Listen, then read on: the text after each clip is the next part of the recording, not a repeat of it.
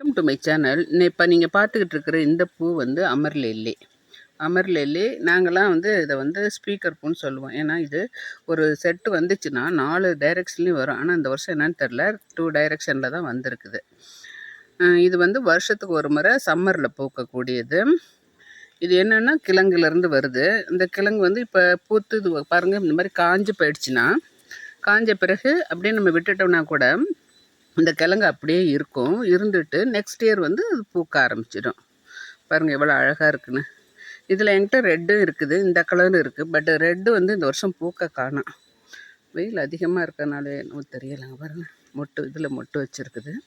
இது வந்து பூத்து ஓஞ்சிடுச்சு. இதாங்க அமர் லில்லி. இதில் ஒயிட் கலர் கூட இருக்குது. ஆனால் என்கிட்ட கிடையாது. பட் நான் பார்த்துருக்குறேன், இதில் ஒயிட் கலர் இருக்குது. தேங்க்யூ. உங்களுக்கு என்னோடய சேனல் பிடிச்சிருந்துச்சின்னா லைக் பண்ணுங்கள், ஷேர் பண்ணுங்கள், சப்ஸ்கிரைப் பண்ணுங்கள்.